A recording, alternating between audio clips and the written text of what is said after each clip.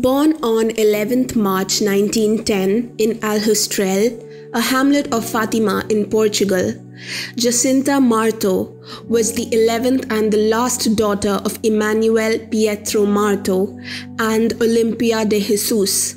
Together with her brother Francesco and her cousin Lucia, she was one of the visionaries of the Marian apparitions of Fatima between May and October 1917. With a lively nature, she learned to accept suffering willingly, even making small sacrifices for the love of God and of the Madonna. Falling ill during a violent epidemic of Spanish flu in 1918, she died on February 20th, 1920, in a hospital in Lisbon at the age of 9 and 11 months. Her brother Francesco had preceded her on April 4th, 1919. Both were beatified by St. John Paul II on May 13th, 2000, and canonized by Pope Francis exactly 17 years later. Many know about the famous apparitions of Fatima, while few know about the last moments of the precious life of the little seers. On February 20th, 1920, a date that was later chosen for the memory of the two blessed shepherds, Giacinta Marto, only of 10 years old, died in a hospital bed far away from her family, as Our Lady had anticipated. Jacinta was so happy in the house of Our Lady of Fatima, as she called the orphanage of Our Lady of Miracles, that she almost forgot her land, her family, and who knows, maybe even Lucia. The girl, however, had not yet reached the top of her ordeal and had not yet drunk the cup of pain to the last drop. Jesus, to complete his work, came to ask her for other separations from the godmother, that was the superior of the house, Mother Godinho, and separation from himself, hidden in the tabernacle of Our Lady of Miracles. Dr. Lisboa, in truth, under the illusion that he could still save the girl, finally obtained permission to admit her to Don Estefania's hospital. In fact, a few days later, he entered room number 1 of the hospital, occupying bed number 38 of the children's infirmary. Jacinta was there, one of many.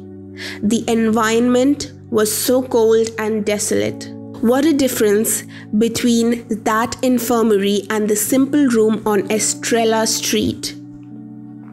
When the godmother left her, Jacinta was left alone and sad. There was no longer anyone with whom she could freely talk about her things and concerns.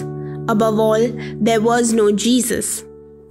What made her suffer the most, however, was seeing some nurses and other people who came to visit the sick crossing the aisle in a not very decent or modest clothing. "What's the use of all that?" she would say, referring to certain attires and hairstyles. "If they only knew what eternity is."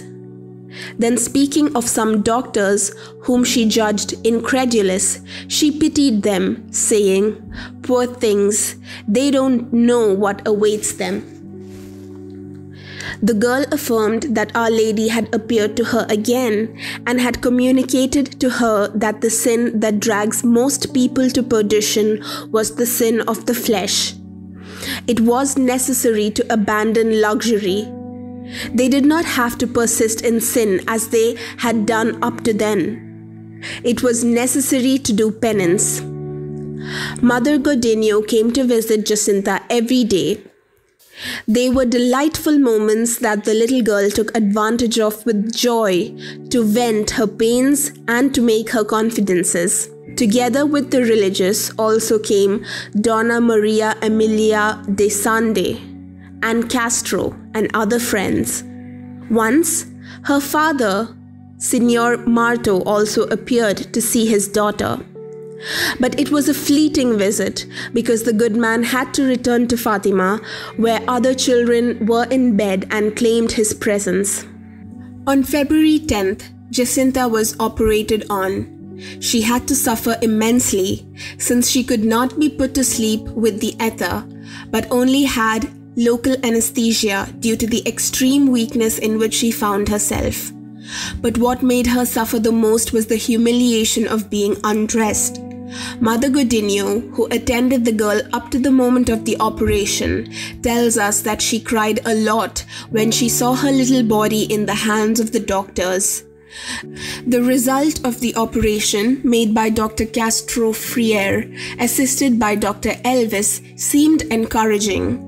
From the left side, 2 ribs were gouged out and the sore was so large that it was possible to insert a hand. She suffered excruciating pains that were renewed every time the wound was treated. "Ouch, my Madonna, ouch, my Madonna," was her only groan. Or, "Patience, we all have to suffer to go to heaven." Nobody heard her complain. She endured everything with the resignation of the saints, to atone like Jesus, not her own, but the sins of others. More than ever, Jacinta could say to Jesus, "Now you can convert many sinners because I suffer a lot."